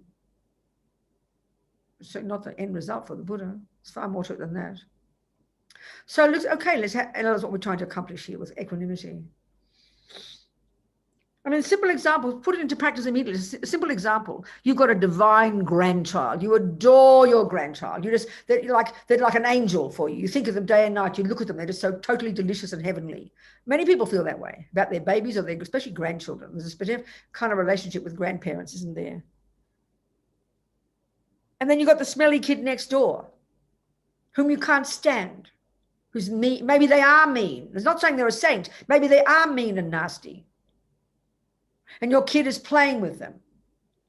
Straight away, you've got aversion for one and attachment for the other. One looks divine to you, one looks horrible to you. Clearly, it's obvious, right there. Well, right there you can practice equanimity. Right that second. It's just powerful. You say, okay, maybe he is a creep, the kid next door. You watch him. You don't want him to beat up your grandchild. That's true. Watch it, but just think. Excuse me, Robina. In his heart, he's driven by the same wish as my beloved. He wants to be happy every second. He doesn't want to suffer every second. From that one point of view, you cannot find a difference. That's the point we're trying to get. So, of course, it's so hard. Because the first thing we will say, this is very fascinating. We will say, because we see him as a creep. We see he hits other kids. He's mean. He lies. He might be really horrible. I'm not arguing with that. That's not the discussion here. But that's the logic we use. What do you mean he wants to be happy? We will say he doesn't deserve it. That's the first thing we'll say. That's how we divide the world into the kind people who deserve happiness. So the ones who are nice, we're so arrogant. We're prepared to love them. We're prepared to want them to be happy because they deserve my love, because they're nice people. But what about that creepy politician? What do you mean he wants to be happy? It doesn't make sense to us because our wish for someone to be happy is so rooted in our view of them as being a nice person. They've got to deserve my wish they be happy. So a bad politician, how dare, what do you mean he wants to be happy? We will say he doesn't deserve it. That's the logic we use now. That's the logic of wars, divorces. All the beings in the universe live according to this logic, this illogic, based on the three poisons. It's very simple. It's a very profound system. This three poisons sounds so cute. But the whole of Buddha's view is based upon understanding these minds, So we've got to get past that, which doesn't mean suddenly when you say, oh, poor Mr. Trump can't help it. He's really a nice person after all. That's not what's being said. I mean, I'm not saying he's not a nice person. He might be. Who knows? Depends on your view. But let's say, think of the extreme examples. No, not even the extreme, just the mean kid next door. You're saying he wants to be happy just like my beloved grandchild isn't saying he's a saint. He's still a little creepy kid because of his past habits, his past negativity. He's come into this life with his own habits. He has the wish to steal and lie and kill. You should have, and when eventually you understand, this is the real point here, when you understand karma, you'll have compassion for the child. But again here, the trouble is, as soon as we say have compassion for him, we think it's patting him on the head and saying, oh, the poor little thing can't help it. No, that's not compassion. That's not compassion. You have compassion for the child because of his past karma, and he's born in this life with a tendency to lie and be mean. All the more reason to have compassion for him. But none of that is the point. Here, the point is simply he too is driven by the wish to be happy. It's very primordial, what we're talking about. It's very fundamental. And this is the basis upon which you will grow love, compassion, great compassion, bodhicitta, etc. And then when you have wisdom, you'll have equal compassion for the cute little poodle wagging its little tail, wanting to be patted on the head, and for the rat who would eat you if you gave it the chance. But you treat the rat accordingly, and you treat the poodle accordingly. You treat the little kid next door according to his needs. You watch him like a hawk. You know he's being harmful, but you'll have compassion, and you'll have the wisdom to know how to be helpful to him, which might mean to move your grandchild away and tell the parents he's lying again. But it'll be coming from compassion instead of anger. So you've got to start this one. Equanimity is the basis, absolute basis. And it's not easy. How are we communicating, folks? Ask me some more questions about that. Monica had a question. Good, Monica, go. Can you unmute? Monica, yeah. Hello, my dear. Yes. Good evening, Venerable. Hello, darling. Happy to see you. Venerable, I had a question. Yes. I wanted to know, you spoke about the Theravada school and the Mahayana school and the difference between liberation and enlightenment. Yes. But I'd like you to elaborate a little on that, because exactly what is the difference? I missed your last sentence. Because what is the exact difference, apart from the fact that you keep coming back after you attain liberation, you keep coming back out of love and compassion? Yes. Is there any other difference? The difference, okay, the difference. Thank you. All right. So, okay, again, it's the character. If we're taking this Tibetan packaging called the lamrim, as you know, we're discussing, which is it's just a Tibetan way of presenting. It's not as if it's not made up teachings. It's taking the Buddha's teachings and packaging them in a certain way. You get that point so far, don't you, Monica? And so then the first stages of practice, which is what we've discussed until now. The first level of practice, abiding by the laws of karma, that's the essence of it, is all about taking the fundamental view of Buddha's worldview, that every sentient being is driven by this natural law, such that everything we think and do and say produces our own future experiences, that negative actions produce our suffering and positive actions produce our happiness. And given that at this stage of practice, the first stage, I call it junior school, we don't want suffering, so therefore that impels us to want to live a life of good ethics. That's the very first stage. And that's the same practice whether you're in Tibet, Japan, Thailand, Burma, or anywhere else. That's Buddha's teachings. It's like, and putting it in terms of the stages of the path, that's the junior school level. The fundamental starting point is because, so far so good, Monica? That's because you are sick of suffering and you want to get the hell out of suffering. So the first level is you control your body, you control your speech, and you stop doing negative actions, which would ripen as your future suffering in the grossest sense of suffering. You're sick of suffering. That's the first level. Everybody practices that.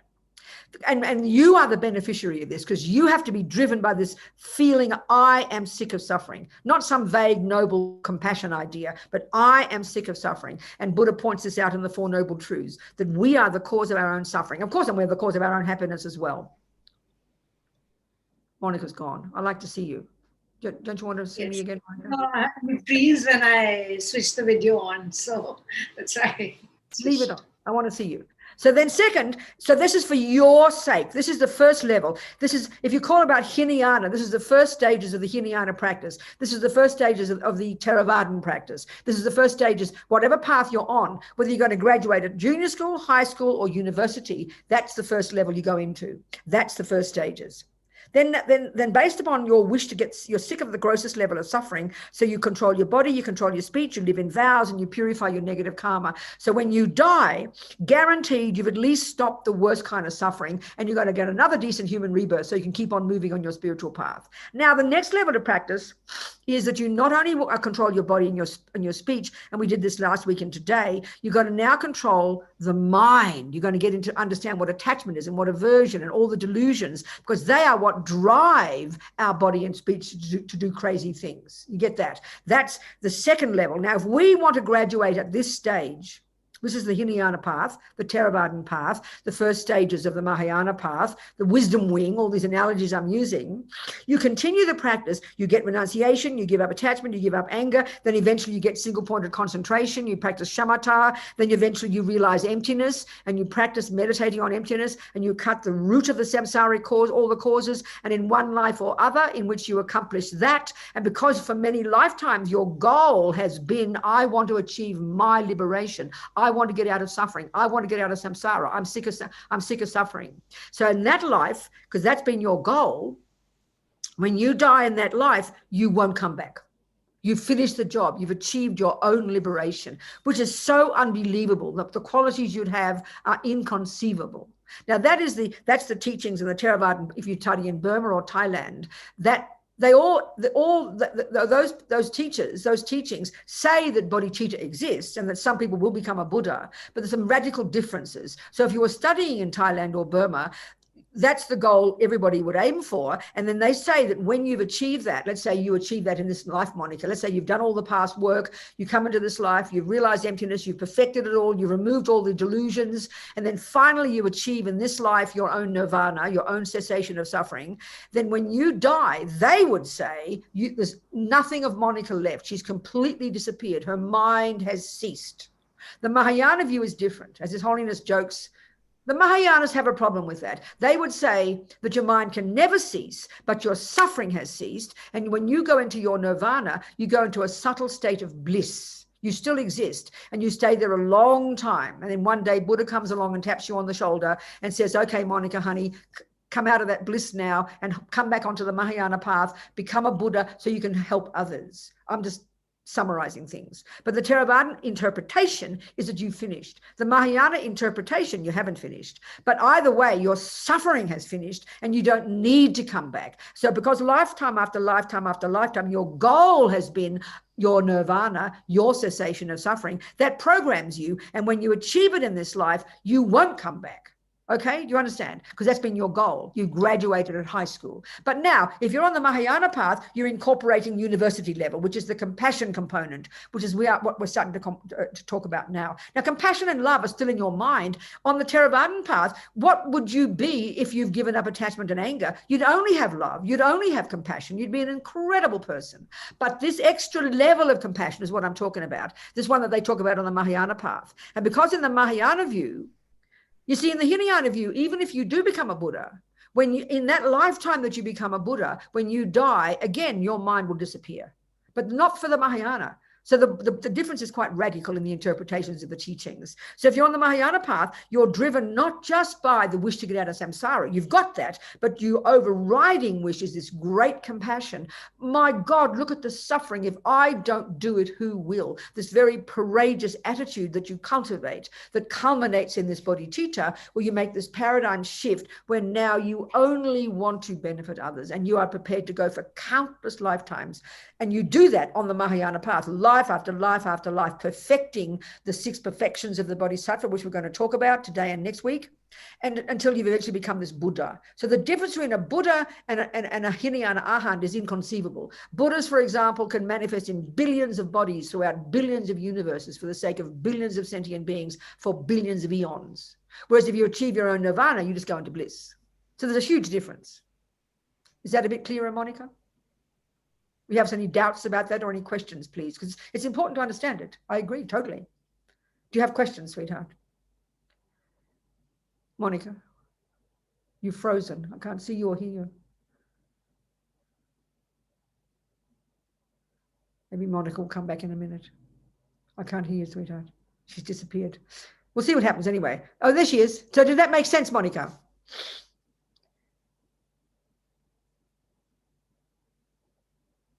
Unmute, Monica. Talk to me. Monica, unmute and talk to me. Talk to me. No, I just dropped out for 2 minutes, 2 seconds, so I couldn't hear you. Did you not hear what I said? What was the last thing you heard? What was the last thing you heard? Last 1 minute, the last one. Huh? You spoke about, in the Mahayana path, you keep coming back to help everyone. And eventually when you become a Buddha, so the difference between, so the essence of it, Monica, if you've accomplished if you've become, they call it an enemy destroyer, an Arhat, at the first level. Can you hear me, Monica, or you're disappearing again? You can hear me, okay? Then you've got these incredible qualities. You're amazing. You've got incredible qualities. But if you become a Buddha, you can manifest in billions of forms throughout billions of universes for billions of eons for every sentient being. You've got so much more power, so much more influence, so much more compassion, so much more. Do you understand? A Buddha and an Arhat are completely different. Are you with me now, the difference? Monica, a little bit. Yes, thank you, Venerable. Good, darling. Thank you so much. Okay, any more questions, people? Any more questions? Okay, so equanimity is a really hard one, so it's the first one. If we don't get that clear first, we can't build upon it because it's the foundation of all the others, It's a foundation, because the logic right now of ego is we do have love, we do have compassion, we do have good qualities. I do love Ashe, I do have compassion for Ashe, but what we don't realize, and even if we're just fairly nice people, it's always, we have it first for our family. We just think that's natural. And of course it's natural. We've got a strong karmic connection, and of course, as a mother, of course, you've got a responsibility. They're children. They came to your womb. You must love and have compassion for them. But we assume that means you don't have love and compassion for others. And in fact, it ends up we have enemies and we have wars. We adore our own family, but we hate the other group. It can buy into that. So it's hard to imagine if I have love and compassion for everybody, we can't work out how am I going to behave. If I love and have compassion equally for my beloved grandchild and the smelly kid next door, we get confused. How will I act? Do you think, so if I have love equally, should I bring the smelly kid home and give my grandkid away? No, you've got a karmic connection with your children. You've got a karmic connection with your husband. You've got a karmic connection with your mother and your grandmother. They're your responsibility. You've got a particular karma.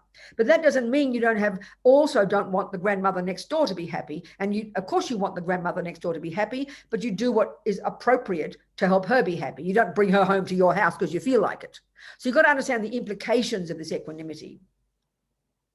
You've got karmic connection with certain people, but in your heart, you learn to realize everybody's the same. So you have different, so it's in the mind that's different. And then you obviously approach them differently according to your relationship with people, So it builds slowly. And this equanimity, like right now, like I said, I always tell this story. I've told this many times, but it's just a very good example. I was reading I told you this, I'm sure, recently. I was reading my New York Times, and on the homepage on my iPad, the story in the right-hand corner, the heading said, 350 people die in ferry accident in Tasmania. Well, I was born in Australia, right? I'm an American now. I'm also British. But I mean, naturally, they're my people. I went, oh, no, and I looked and I saw that actually it didn't say Tasmania. It said Tanzania. And I went, oh, that doesn't matter. Or sort of like that. You didn't care. And then I caught myself, of course, because Tanzanians are strangers. So the mind is naturally like that. We run to our friends and we see strangers and we have enemies. I mean, look at the world. There are some countries we know well. We can't stand some. There are other countries we like them a lot. And other than that, you wouldn't even know where they were on the planet. You wouldn't even know where in the map. You'd have to think, where's that country? Wherever, it's just the three poisons completely pervade our mind as long as we're in samsara.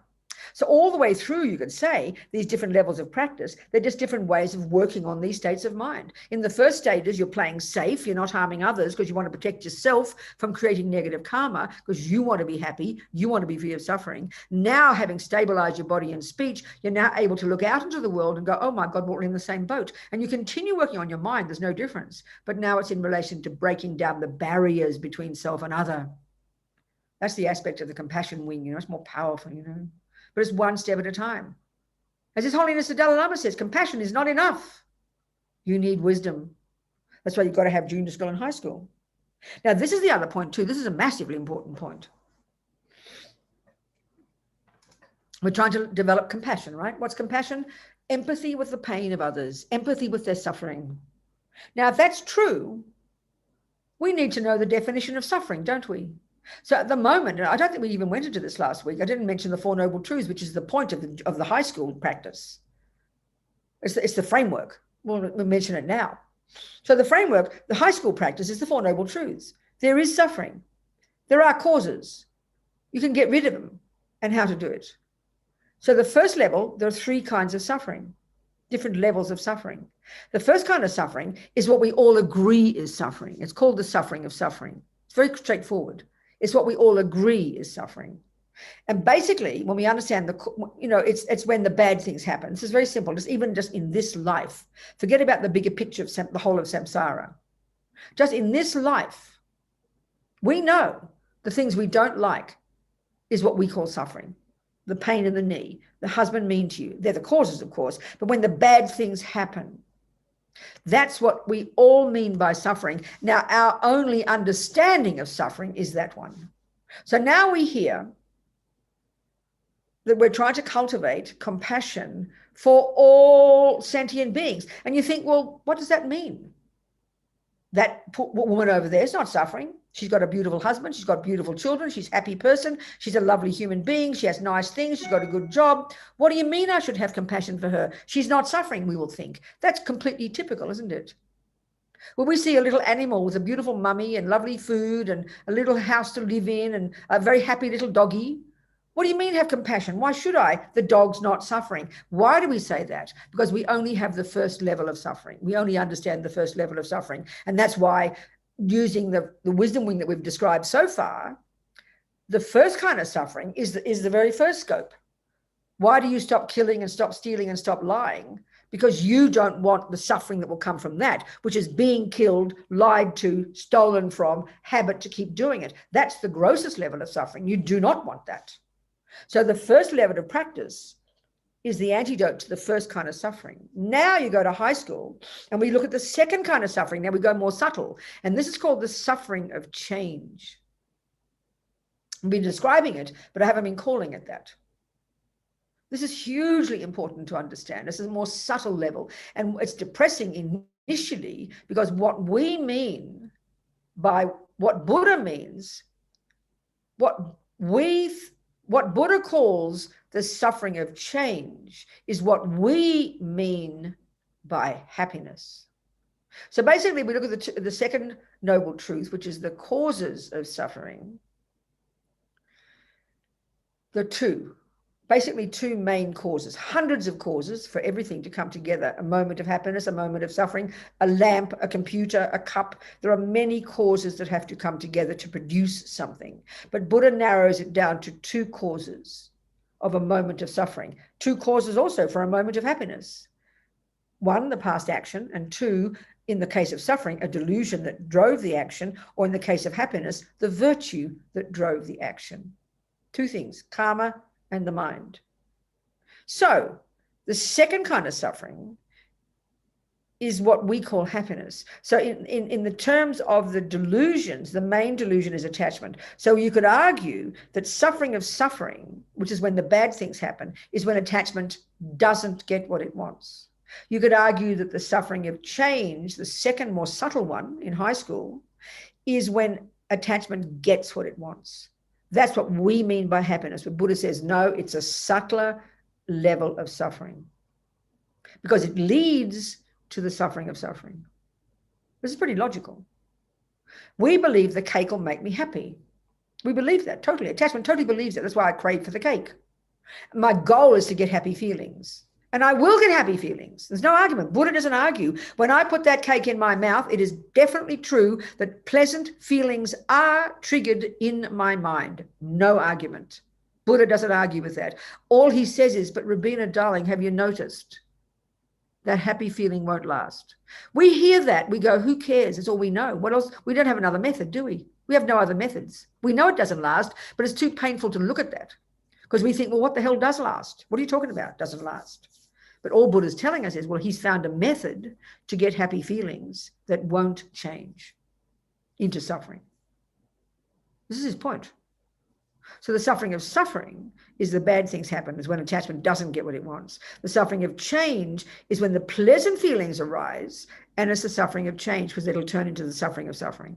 That's all. That's all. And all Buddha's saying is, I've found a method where you can get happy feelings that won't change into suffering feelings. That's all he's telling us. And that's his methodology.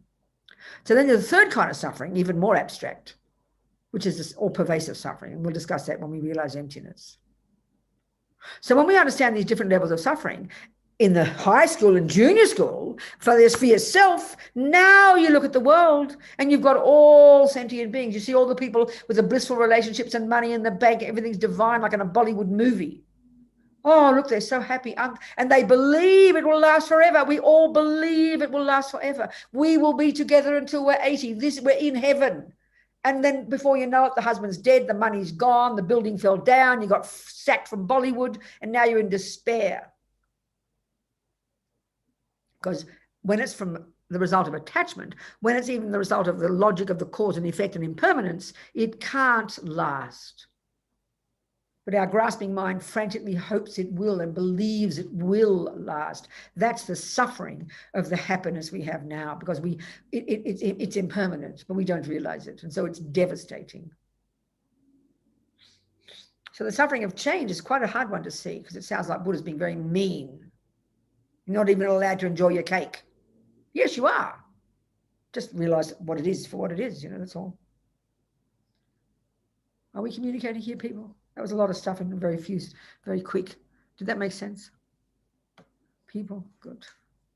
So there's a lot of analysis here we have to do. Buddha's got quite an intricate view. When you look at it initially, you just hear it in a very overview way, naturally, like anything. You hear about yoga, what it does, and then when you start studying yoga, you can't believe the detail. Everything's like that. The detail is incredible. And here, this is the precision and clarity and analysis we do need if you really want to seriously practice. You've got to unpack and unravel this stuff. It's quite technical and precise. And then you can really feel you're in charge of your life. This is the whole point. Don't just cross your fingers and hope for the best. So I'm jumping back I went back to the compassion wing. No, the framework here is the compassion wing, because when you realize we've all got the suffering of suffering, we all have the suffering of change occasionally, and we're all, the third one, all pervasive suffering is like, okay, put it this way. You stop the suffering of suffering, the grossest one, when you stop harming others. You practice junior school. You stop the suffering of change, which is having a happy life with beautiful things happening, when you give up attachment. But you stop all rebirths altogether in the whole of samsara when you realize emptiness. That's called all pervasive suffering. So you quit the suffering of suffering by practicing junior school. You quit the suffering of change by practicing high school. And you quit this all pervasive suffering when you get finally to the Mahayana, the six perfections, and you realize emptiness, and you cut the lot. 3 levels of suffering, 3 levels of practice. It's all structured to help you incrementally lessen the suffering and the causes. It's a logical, progressive path. Again, like I said, it's hard to see it that way, but that's what it is. So when you have an understanding in your junior school and high school about your own suffering, not just the bad things happening, but even the happy ones, then when you look at all the people who are joyful and happy, have rich and famous and beautiful with lovely things going, and everything comes, money comes, happiness comes, reputation comes, that is the fruit of their virtue. That is the fruit of their virtue. So rejoice for them. But the trouble is, if you have lots of attachment to it, you just tip it all down the toilet, because you grasp onto it, you think it's permanent, and then it goes away and you're devastated and you've lost it again. It's a tragedy. This is a tragedy. So we've got to give up attachment. We've got to give up, seeing things as permanent. And eventually we've got to realize emptiness. That cuts the lot,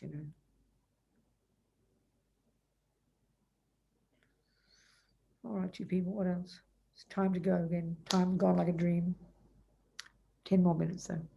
Any more questions? No questions? Yeah, Smita, unmute. Yes, sweetheart, talk to me. Hello, thank you so much, Venerable, for the teachings. Good. Pleasure. Yeah, my question was around pervasive conditioned suffering. Yes. Right? One thing is to intellectually understand these 3 types of suffering, but at some point you go beyond the intellectual and probably start seeing it. That's right. And can the realization of pervasive conditioned suffering actually be disillusioning or somewhat, act as No. It's no. When you understand how the antidote to that is to realize emptiness, then it's not disillusioning. It's liberating, because you realize you're no longer locked in suffering. And if you add that, I meant till the point you are able to get to, realizing emptiness, which is in so many lifetimes. Can that part be somewhat disillusioning, that we see the suffering and we know the path, yet it's going to take us long to get there. So there is some sort of. No, I think it's a really good question, but let's look at it. I think of it as like you've got a map, Shmita. Shmita, yeah. You've got a map, and my feeling is, listen to this point. It's an interesting point, I think. Let's say your destination is like a mile away, but you don't have a map. You could spend years trying to find your destination without a map, wouldn't you? You'd go crazy, couldn't you? You'd get very disappointed and very distressed because you don't have a map. It's such a simple analogy. But look, if you've got a map, you could, even if you crawl there, you're confident because you've got the map, and you go one step at a time and you pass all the right signposts. Are you with me here now? It's a powerful analogy. Now, the same if your journey is 10,000 miles and you've got to crawl at, 1 step an hour. Even still, if you've got a map and you are certain about your map, and you are certain, you don't just wait till the end result to know if you're getting to the right place. You've got a map that will show you the very next street. Oh, I've just passed Smith Street. That's 1/4 of a mile away. Tick the box. I'm going in the right direction. Then your map says in 20 miles time, it's going to be Jones Street. And then you get to Jones Street, you tick the box. So as you progress, you get more confident if you've got a map that works. Are you with me, baby? And then you add bodhicitta to it, which gives you courage to never give up. So don't worry about it. Are you with me? It's not cross your fingers and hope for the best. You don't have to wait till you get to the goal to know it works. You'd go crazy if it were like that. It's incremental. Do you hear me? Makes sense? Yep, makes sense. Good, darling. It's got to be seen this way, otherwise we go mad. It's so true. I mean, it's like anything, sweetheart. You're learning to play the piano. You are aiming to be like Bach. It's quite a long way off, but you get happy when you get to grade 1. And then you get to grade 2, you get more confidence. And as you keep going, you increase your confidence. Not, oh my God, it's so depending, I'm not Bach yet. If you're dissatisfied, yes, but you rejoice at every step of the way and you keep increasing your confidence because each of the pieces of the puzzle keep fitting together. Same with your map. That's why it's necessary to look into this stuff deeply and be confident you've got the map. You know, that's up to us. Our engagement with it, our use of logic and one step at a time. And don't just believe it blindly and don't be intellectually lazy. One step at a time, Schmidt. Okay. Thank you so much, Venerable. Good point. Thank you so much. So important. But of course, it's hard work. We easily got to give up sometimes. Of course, we've got to keep going back to the logic. And again, this is where for me is so powerful. When it's so important to read the biographies of some of the holy beings, you know. I mean, there's always it's just because you get inspired. Lama Yeshe in his Mahamudra teachings, which came out last year, 2 years ago, he talked about how because the Mahamudra is all about the nature of mind. It's so inspiring just to read about the nature of mind, that our mind is innately pure, delusions are adventitious. It gives you, it gets you excited. You can kind of taste your potential. But also, and Lama said, always, I used to love reading Milarepa. He made me so inspired just to read stories of people who've achieved it. Even, you know, that keeps us going as well, because we're human beings and we have a human heart. We've got to touch our heart, you know. Do you understand, darling? Good. Such an important point. Catherine had a question. Good, Can you good. unmute? Good, good, sweetheart. Hello. Hello, Venerable. Where are you, darling? Where are you? In Denmark. Oh, good. Okay. Good to see you there. Talk to me. So once you realize you've got the attachment, what do you do about it? I mean, for instance, I've got an attachment to my daughter, but also to things. My books bring me joy. Yes, of course.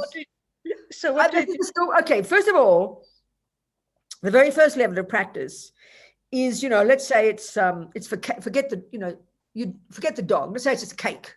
Use a simple example. So the first level is, if the attachment's very strong, which means you think about it all the time. And the thing is, attachment is the part of our mind that's distressing. It's not the good part. It's not the virtuous part. Forget that.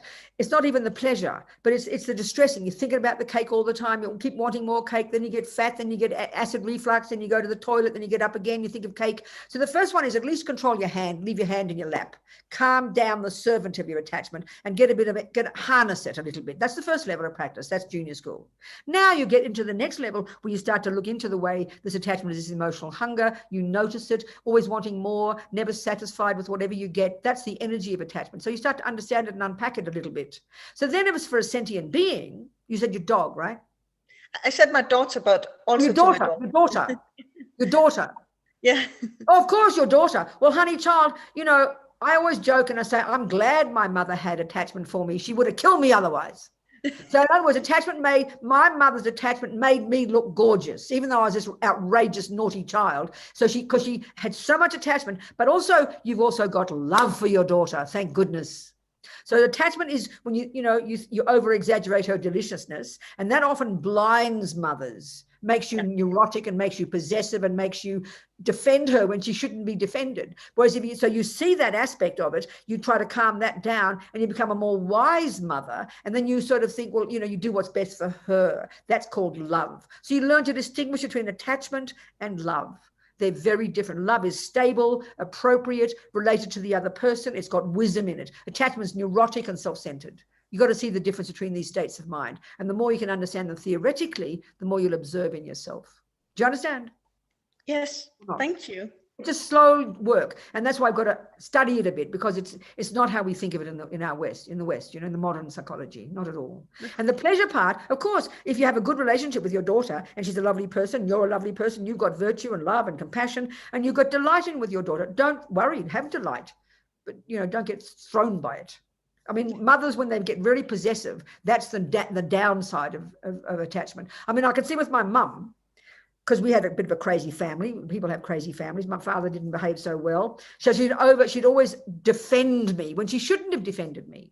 And I could feel that. I didn't want her to do that. It was almost like not respecting a person. If you keep defending your daughter when she shouldn't be defended, you're not helping her. That's because of attachment. And that's really unkind to the child. But you've got to be wise. So wisdom, you be a wise mother. You see what's always best for the daughter. Attachment is just your own story. Do you understand? And it prevents you from seeing the daughter more clearly. See it like that. Then you'll really become a wise mother, which is always be what's best for her. Do you understand? Yes. Good, darling. Wonderful. Thank you. I think it's time to go. Everybody, Shamila, thank you. Gitanjali, thank you. Katrine, thank you. Dearest Shanti, thank you. Everybody. So Monica, thank you, Monica.